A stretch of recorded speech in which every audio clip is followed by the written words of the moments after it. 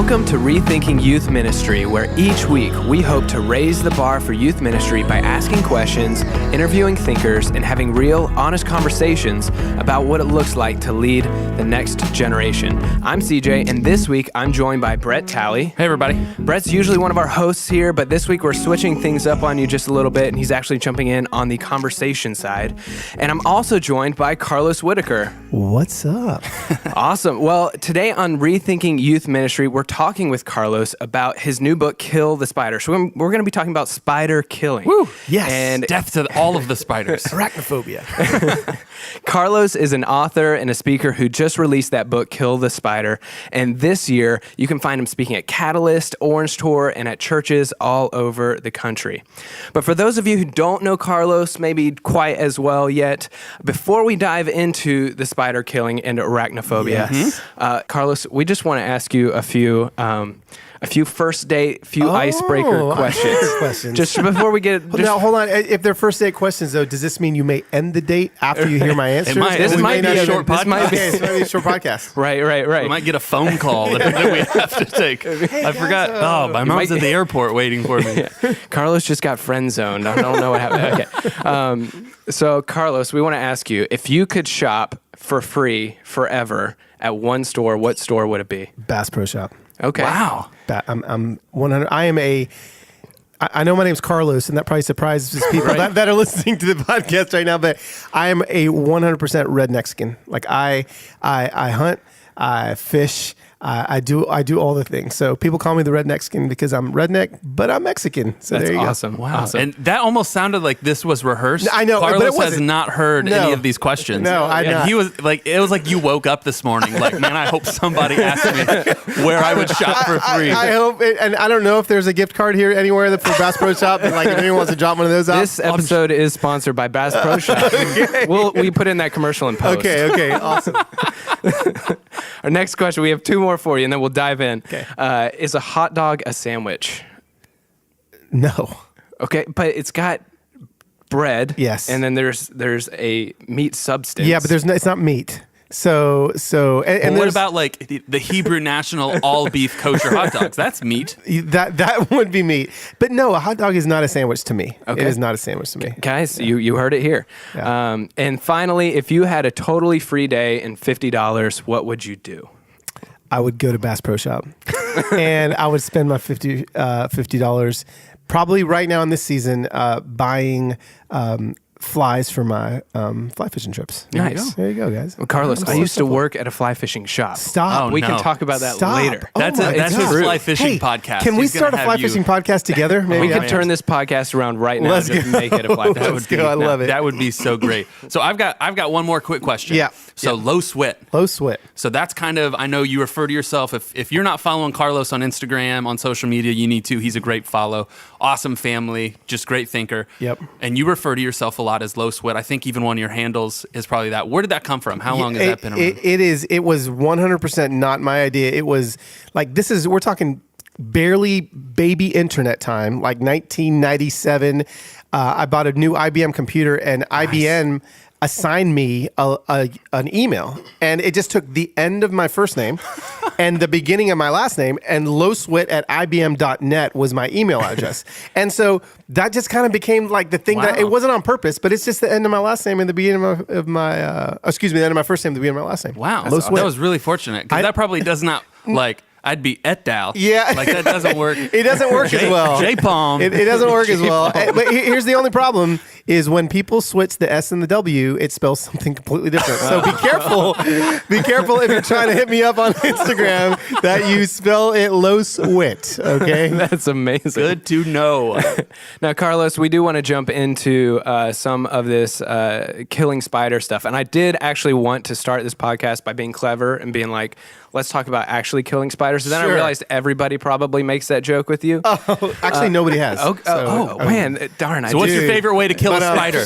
I send my son to kill the spiders. I know if I see a spider or my wife sees a spider and she's like, Carlos, I immediately say, Losiah, and he goes and kills him because I'm absolutely mortified by them. Well, in seriousness, the book that just came out is called Kill the Spider.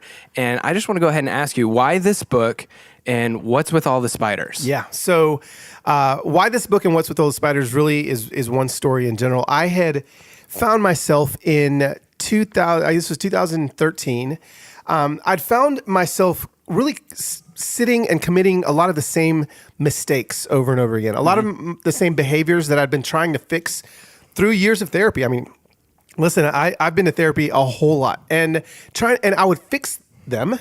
And then I would find that months or maybe years later, they would come back, whatever those behaviors were. So I found myself in kind of a situation where I needed some more intense work. And so I decided, a friend of mine, Donald Miller, he's an author a lot of you guys know, he went to this place called On-Site Workshops, which is a 7-day experiential therapy retreat center about an hour outside of Nashville. And he told me, Carlos, I think you should go to this. So I'm like, okay, I'll go. And again, 7 days of therapy. I love therapy, but let's just be honest. Let's call a spade a spade here. Nobody wants to go to 7 days of therapy. They take your phone, and it's experiential therapy. So you're doing, you're in groups and role playing, stuff like that. And anyway, it sounded miserable to me, but I'm on my way, and my wife and kids are in the minivan, and I call my dad because I figure, hey, I need to tell my parents, because I talk to my dad a lot, really close. That I'm going to be off the grid for a few days. So I call him and I was like, hey, Dad, I'm going to 7 days of therapy. I really don't know how else to explain it, but I'm not going to have my phone. So I just want to let you know. And he's like, well, why are you going? And I remember when he asked me that, I was like, oh, I don't even know how to answer that. I don't know why I'm going. I just know that what my therapist said to me is I keep rubbing crap on my blessings. Is what he said. And I was so it wasn't just one thing. It was no. Just and so sure, there were bad behaviors, but the overall theme behind the behaviors is every time I'd get a blessing, I'd rub crap on it. And so I told my dad, and he's like, Carlos, I know why you rub crap on your blessings. And let me tell you a story. And I was like, Dad, I don't have time for a story. I'm 10 minutes away from the parking lot. He's like, let me tell you a story. Now, I won't do the accent for the whole story, but Cliff Notes version was this. He said he was preaching a revival in Panama. And the first night of the revival, he was in his 20s. This older woman came forward. He said she was like 70 or 80. And her name was Miss Amita. She came forward and she said, Pastor, can you please pray that the Lord cleans the cobwebs out of my life? So my dad goes, oh, that's interesting and poetic. I'll pray that. So he prayed that. He goes, then the next night, he gives the invitation and she gets up and starts walking forward again. And he's like, oh, she's going to come and she's going to tell me, oh, he did it. Yeah. Well, she comes forward and she goes, Pastor, can you pray again? A little harder tonight, that the Lord cleans the cobwebs. He's like, I prayed that last night. Oh, no, can you just pray one more time? So my dad prays one more time. Then the last night of the revival, he said, Mr. Amitas gets up, and I'm like, Dad, now we're in the parking lot. I got to say bye to the kids, wrap it up. He's like, listen. She comes forward and she goes, Pastor, can you please pray one more time that God cleans the cobwebs out of my life? And my dad said, he looked her square in the eye and said, no, tonight we pray he kills the spider. The spider that's producing these cobwebs. And he goes, Carlos, I've watched you your entire adult life. You're a master cobweb cleaner. You are a master at cleaning the cobwebs. You're there to find and to kill your spider. Wow. And it was like an inhaler to an asthmatic. And so that's where the story And how long started. ago was all of this? This was 2013. Okay. So this was quite a bit ago. And it's taken me that long to figure this all out, right? And so I mean, now we're 2017 now, and the book's just coming out, and he told me that story back then. But here's the thing, and this is what I didn't know, obviously, going into the 7 days of therapy, and I really didn't even define it up until maybe a couple years later, but just so for even more clarification between a cobweb and a spider is a lie that we have come into an agreement with. Okay, so a spider is going to be a lie that we agree with. A cobweb is a medicator that brings false comfort to a lie. Okay, so let me say that again. A cobweb is a medicator that brings false comfort to a lie. What I had been doing, and where honestly the church goes, and where we love to spend a lot of our time in evangelical world, is cobweb management. Is 5 steps to a better marriage, 3 steps to stop looking at pornography, 4 steps to this or that. When the truth is, yes, those are important, but that's where we spend all of our time. And those are just medicating behaviors that are hiding and covering up some lie that we believe that we've got to get to. So that's really kind of the story and the heartbeat behind Kill the Spider. So did all of this kind of marinate, or did all of this kind of land on you when you went to therapy and that whole spider cobweb thing, or is this like way down the road, you're like, you know what, that story is just resonating. It fits with, what I'm. Yeah, it definitely wasn't all. I mean, the spider gave me enough of what I needed to know to hold on to a little bit. hold on to during my 7 days of therapy, and that gave me enough. But I definitely, I mean, it's taken years of work. A lot of work went into this book, really trying to make a very complicated thing a lot easier for people to understand and to walk through. So really the book's my journey through a couple of my spiders. We all have various spiders, right? We all have various lies that in some way, shape, or form are affecting our behaviors. Yeah. And so it takes people through mine, but then it helps people identify, locate, corner, and then kill the spiders in their lives. And what I love about this conversation is, we're talking about leaders of youth and students. Mm-hmm. And spiders, those lies, 9 times out of 10 are born before you're an adult. So these lies that we believe in childhood, in adolescence, and when you're students, that is when these lies are born. And talk about the people that are at the front lines to help these kids defeat those spiders. I want to get to those, student pastors, those youth leaders in a minute. And Brett, that's where, your 11 years of ministry experience is really going to help us kind of figure out, and talk about what some of those things might be. But before we get there, just going back to your spiders and cobwebs, you said a spider is an agreement with a lie that you believe, and a cobweb is a medicator that brings false comfort to that lie. Yes. So what are before we drill down into what those might be for some youth pastors, what are just some of those things for, us in general?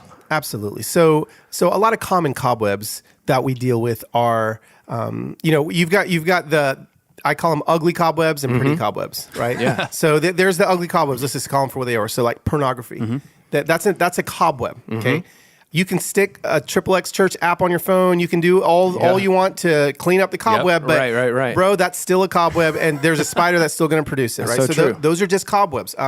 Alcohol. So people that drink too much, that's another cobweb. But then we've got some not so ugly ones, right? So we've got like gossip, right? So that can become a cobweb. Social media addiction, that is, again, that's a cobweb. Now those cobwebs, the lies are going to be different for every single person, but those cobwebs are medicating for the person that is, putting a selfie of themselves up every day, and you just know when they do it that they're fishing for compliments because there's a lie in there that their identity validation is not based on what it needs to be based on something else. So sometimes it's really easy to connect. So that's the spider. That's the spider. The spider is the lie that their identity is not based in Christ. Okay, right? I'm following. So you're getting there. And so there's cobwebs, medicators, and there's lies. And the lies are going to be different. So somebody can have the same cobweb, but the lie, the birthplace, the agreement, the spider is going to be different for the same cobweb. That's a great clarification there too. Why do you think we as humans tend to try to clean cobwebs more than we try to kill spiders? Because it's easy. It is easy, and we now live in a society where we're so everything's we get at a moment's notice, right? I mean, so we want to fix quick. It's the app on your phone. It's the app on your phone. Like, oh, I'm done with that now. Yeah, and I'll go to be honest with you. Listen, you're not going to kill your spider by reading my book. I want to let people. It's going to take you rolling up your sleeves and doing the work. Because cobwebs they're very easy to clean. They really are. That's where the self-help books are making millions of dollars. Weight loss, that is cobwebs right there. Like there's a reason why somebody can't get healthy or whatever it may be. And so that's why I think people deal with cobwebs a lot more, because in order to, who wants to get into that? It's scary and it's dirty. Back when you're getting past the cobwebs into the spider world, now you're dealing with wounds. Yeah. You're dealing with trauma. You're dealing with pain, and you're dealing with issues that are going to take a little bit more work than buying a book and hoping that it fixes it. Yeah, and I think sometimes an issue is we don't even see the spider. We see the cobwebs, and it's like we don't even know where the cobwebs came from. So we get rid of the cobwebs, and we smack our hands together, and then we're like, oh, sweet, we did it. We're done. Absolutely. And we don't understand what the root of that is, and we're like, why does this keep why does the cobweb keep coming back? And here's an example I give in the book all the time. And it really makes sense hopping into just our everyday life. Like, you you don't clean the cobwebs in the top corner of your ceiling, right? You let those sit there. You don't clean the cobwebs that aren't messing with you every day. If you reach your hand under a lampshade and you feel a cobweb, you go straight into Karate Master, right? You're just like, and suddenly like you're moving your hand. It's not a graceful thing. When you run into a cobweb in your face, you don't grab a napkin and slowly dab at the cobweb. No, you attack your face to where you may inflict like wounds on your face to get the cobweb off. We don't deal with cobwebs until they're right in our face. And I'm trying to help people get past the whole cobweb thing where you don't even have to deal with the cobwebs anymore because the spider is dead. Yeah. In youth ministry, some of the language that that we would use with that is the idea of behavior modification versus transformation. Absolutely. Is that so often in youth ministry, we can get stuck in this behavior modification mindset where we're trying to convince kids, no, stop doing that, stop saying that, stop going there, start doing this, start saying that. Yeah. When in reality, that might change some behavior, but there's no transformation. There's no new creature like the Bible talks about. It's just the same creature with some different habits. Yeah, no, that's what it is. It is, again, in student ministry, helping the student, because when they get true freedom, when they're absolutely transformed, all the medicating behaviors, they stop. Like they end and they stop. And so, it actually takes risking as a student leader, risking, because it's scary. Because what if you tell a kid, because here's where most of us fall in and where I fell in for a long time with this. What if I pray to God? Because one of my cobwebs was anxiety. Okay. So I had some massive anxiety in my life. And I actually dealt with the anxiety and lived with the anxiety instead of asking God to free me from the anxiety because I was scared. What if he doesn't come through? Mm-hmm. What if I pray and I still have anxiety tomorrow? What if I keep praying and I still have it? Does that suddenly mean, I wouldn't say this, but that maybe God's not real? And so now, it is scary for a leader of a student to say, no. There is absolute freedom available to you. We're going to pray for that freedom and we're going to believe that freedom is coming.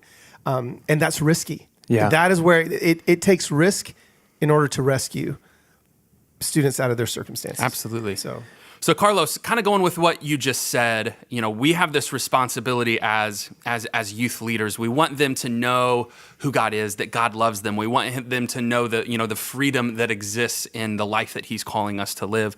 But it can be so hard to lead them to that place, and we can end up with so many different side roads, but we're really trying to get them to not do this or to start doing this.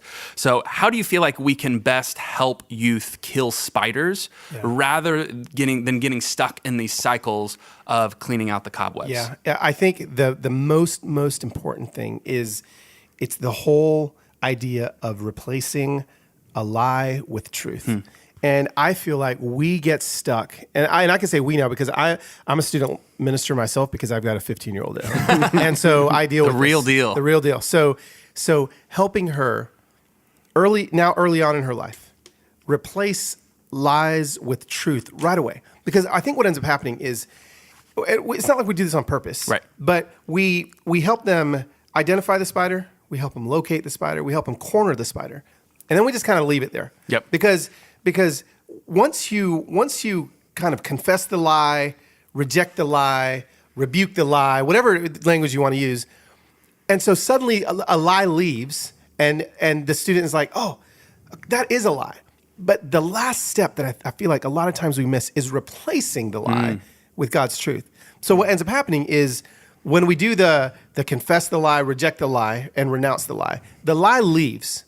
But what it does is that lie was actually, in some ways, a friend to the student. In some ways, a protector of the student. So suddenly there's a chasm, an emptiness left right there.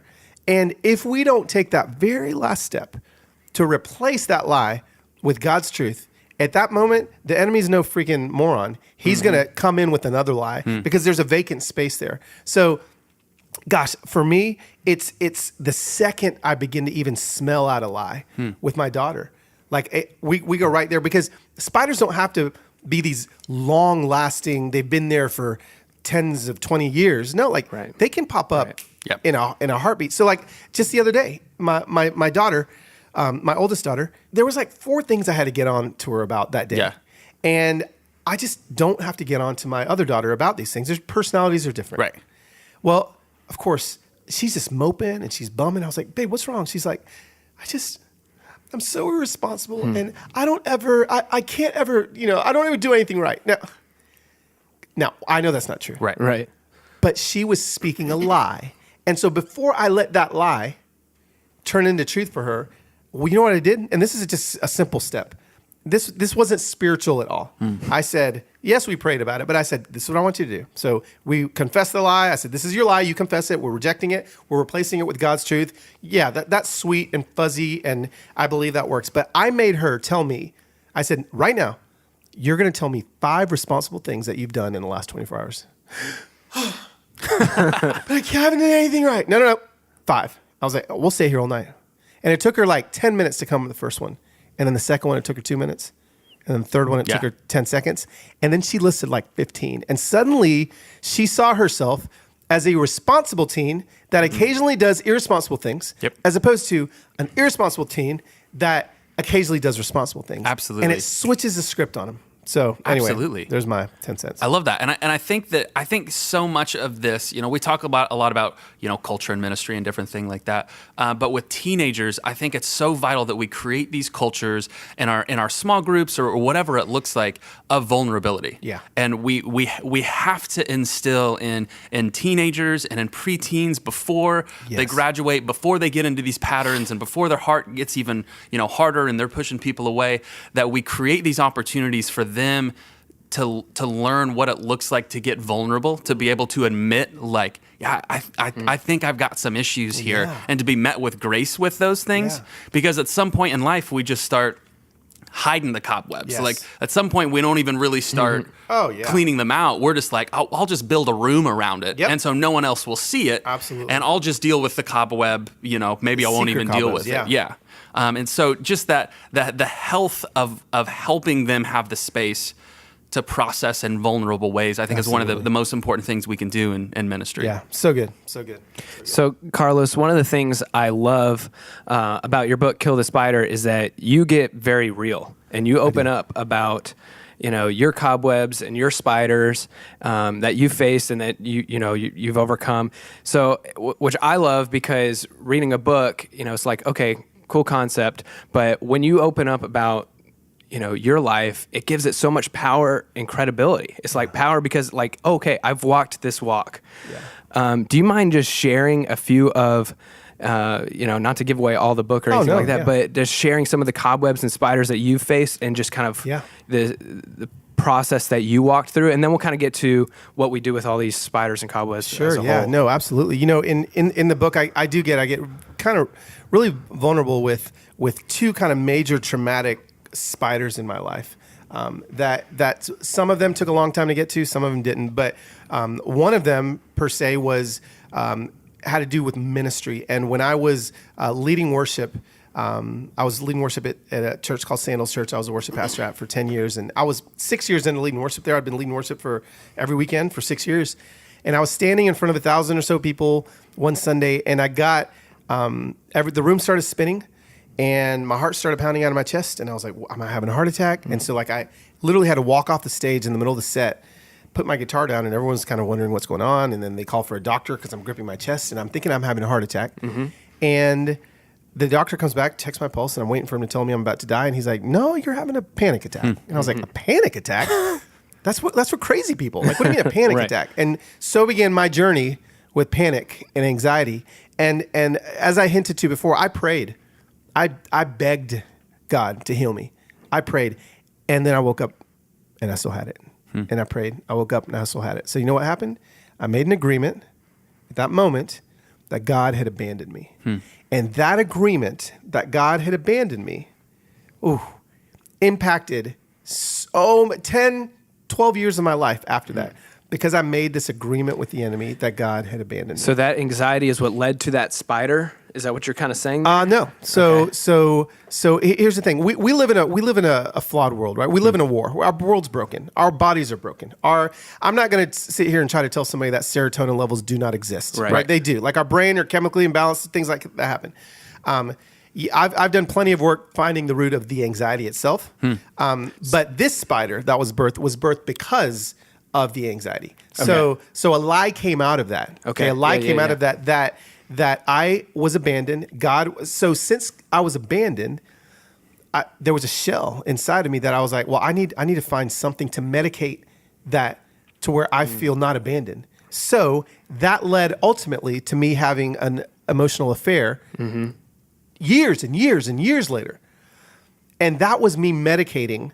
Well, I didn't know this at the time. This is where therapy does come in. Right. Yeah. That's what I realized was me medicating the lie that I had been abandoned. And so what ended up happening was when that emotional affair happened, I suddenly started to try to fix my marriage, right? So marriage counseling and, why am I doing? And I was trying to fix that and it didn't work.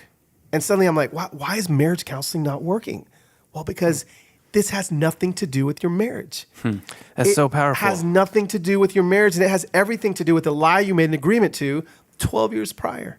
And so here I sit now that I've finally passed that, and spoiler alert, my marriage is great. Same woman, like we have a great family, the whole thing. But God redeemed something when I finally did the work to fix myself and not my marriage. There's a major, kind of story in there where I really unpacked that a lot more. And so that was a really big lie that had me bound for a long, long time. And here's what's crazy is when it was time to kill it, to destroy the lie, spiders really die instantly. I mean, they do. The power of our words have such authority over our lives that we have no idea the power of the words that we speak out loud. I mean, that's how God created the earth. He spoke it into existence. Our words, our DNA and our fabric is the same fabric of the God who makes the earth spin and float. Like we have that same authority in us. And so when we speak things over our lives, it is like playing with fire. Like I don't think we understand that. And so anyway, there's a little bit of kind of the cobwebs and the spiders that I dive into the book. So I'll ask you about how, once and for all, how we kill the spider in a second. But before we do, so what's at stake if we don't kill the spider? Because I think a lot of times we're like, there's a cobweb, here's a spider, nobody knows about it, it's fine. Yeah. You know what I mean? Yeah, what's at stake isn't, it can be really scary for some people. It can be massively traumatic, painful trauma that's coming, or it really doesn't have to be. But let me tell you what is at stake. For some people, it is going to be ugly and nasty. For some people, they may just kind of skirt through life. And they're right there, skirting through life. There is where the real, I think, just the sadness that comes over me when I think that some people, when they don't kill their spiders, they never reach the potential that God has for them. Yeah. And it can, and some people may think, like, that doesn't sound like a big deal. If you only believed the goodness that God has for you, that would be a travesty if you never get there. And so some people can, again, if they don't kill their spiders, they may not have a big, painful, traumatic moment coming, but they're just never going to have the ultimate moment coming that God has for them. Yeah, that's huge. So we've talked a whole lot about cobwebs and spiders and identifying them. And like you mentioned, toward the beginning of this podcast, there is so much, 5 steps to do this. There's 4 ways to overcome that. And this isn't that kind of book. No. And that's not how you kill a spider once and for all. Yeah. So it's deeper than that. Yeah. Can you tell us a little bit more about that and kind of walk us through? Yeah, definitely it is. I mean, listen, any publisher, if you write a book, is going to want you to have some sort of landing space, right? And so, like, at the end of the book, we land the plane in some way where I do try to offer, in some semblance, a method to kill the spider, right? So I do help people identify their spider, locate, corner, and kill it. But here's the thing. Somebody told me how to kill my spider before I was able to do it. It took 3 years after someone told me how. Because what I had to do, when you look at the weapons, spiritual weapons that the Lord gives us in Ephesians, our spiritual warfare weapons they're all defensive weapons, all of them. Helmet, sword, helmet, shield, your breastplate, your sandals, all these things. You got to go back to your 7-year-old. Dressing up in all that. But there's only one that is offensive, right? And so the Word of God, right? And so what I had to learn to do is to take the Word of God in prayer, and prayer for me, it has become, it is the ultimate last step. If you don't know how to truly have conversational intimacy with Jesus, okay, now, I mean, this is a whole other podcast, but this step right there, the conversational intimacy with Jesus, how much access we have to him, that changed everything for me. And it allowed me to accelerate my warfare against these spiders. If you don't know how to pray, if your prayers are just speeches to God, it's going to take you a long time. But God is actually communicating hourly, minutely, I don't even think that's a word, with you. So now I'm into the point now, after I've stepped into this conversational intimacy with Jesus, that really accelerated me killing my spider, because you have to be able to listen to Jesus and listen to the Holy Spirit. And when you listen to him, you will slowly but surely hear the path that you need to take to kill your spider. So for me, I mean, some people probably think I'm crazy now. A lot of my friends, I ask Jesus like where to go to lunch, like things like that. Like, okay, well, if some friends are like, where do you want to go to lunch? I was with a friend the other day. Where do you want to go to lunch? And I go, I don't know, let's ask God. And he looked at me like, why are you getting all Christian on me, man? Like, what do you mean ask Jesus? And I was like, no, I think that he really cares. Like, if he cares about like the cancer that my uncle has, why doesn't he care if I go to Chick-fil-A or Chipotle? Like, let's ask. So he's like, all right, I'll ask him.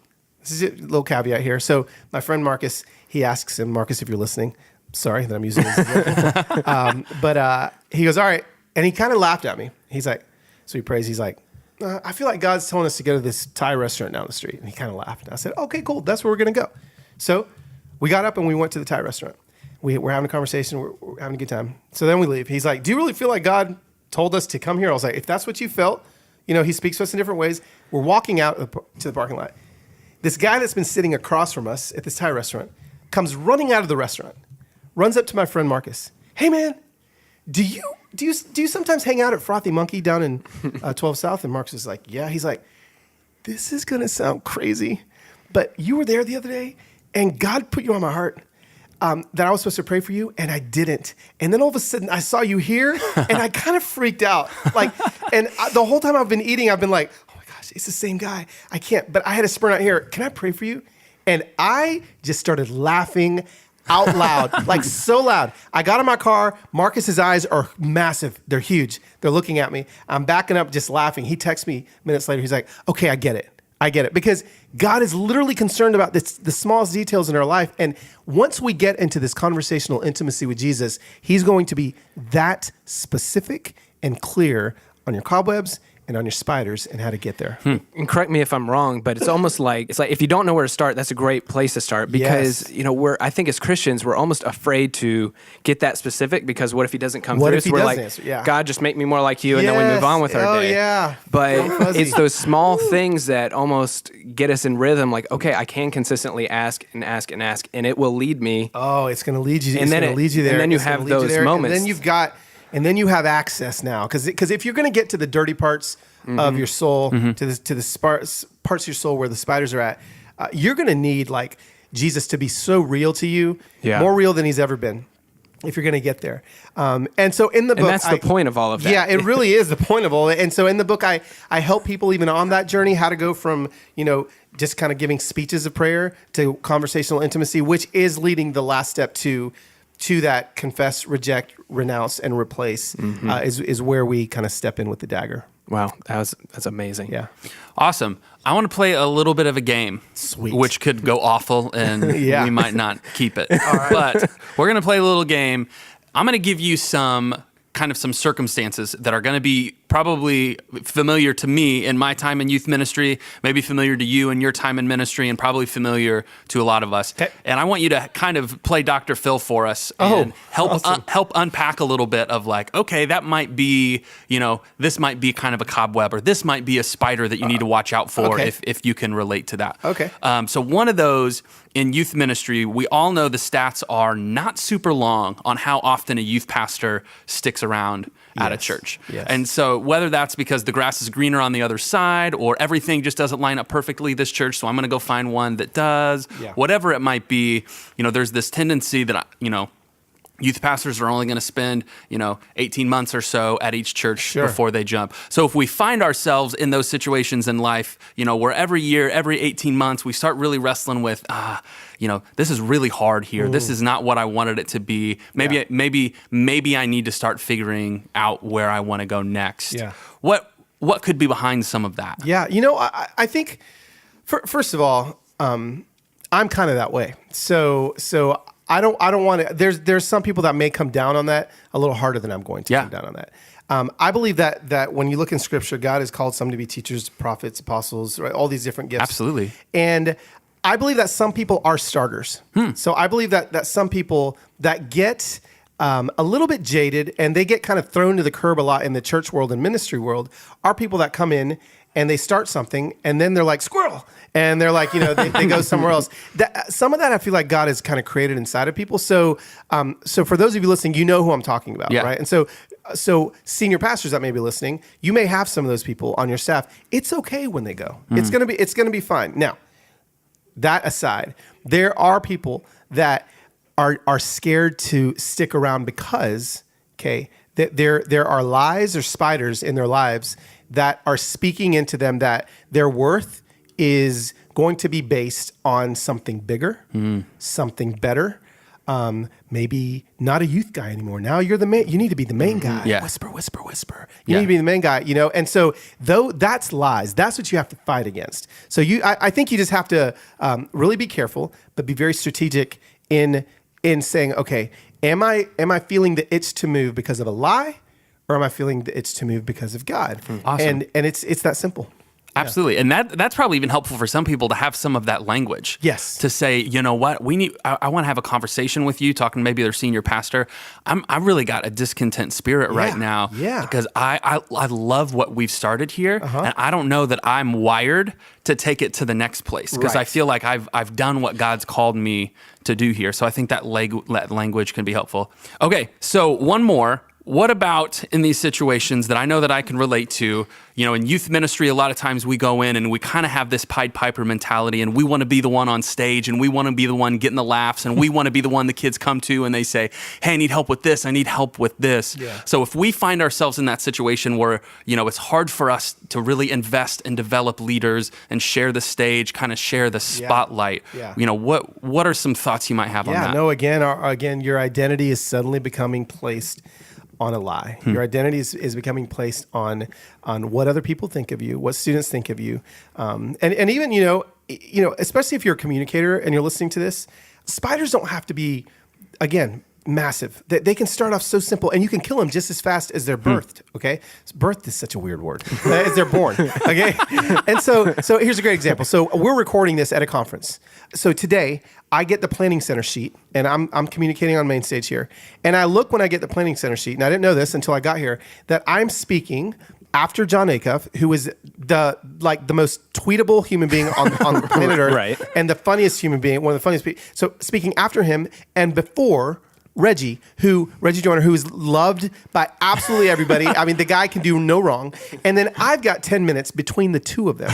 And do you know what happened? Suddenly, a spider's born.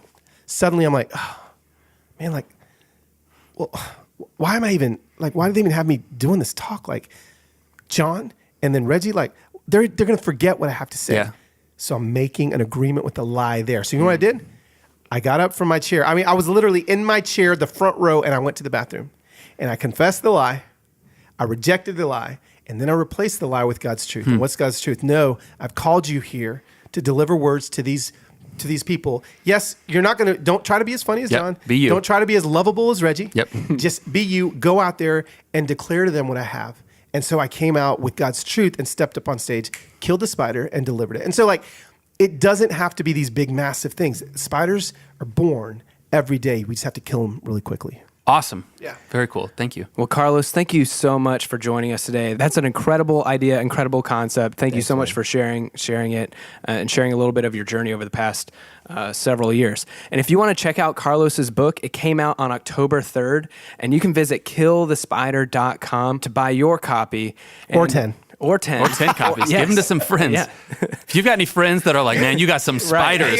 I just give them that buy book. them all. Right. All the books. Christmas is coming. All of your family, just all of them. Everybody gets a Kill the Spider this year for Christmas. No, but seriously, check out killthespider.com to grab your copy. And thank you so much for joining us for the Rethinking Youth Ministry podcast. If you enjoyed today's episode, we would love for you to subscribe to the podcast on iTunes and leave a review on iTunes or wherever you listen to your podcasts, because your review helps us make this podcast better. And finally, for more great resources and to check out the show notes for this episode, including a link to Carlos Whittaker's new book, you can visit our website, rethinkingym.org. Until next time, I'm CJ. I'm Brett. And I'm Carlos. And thank you for listening.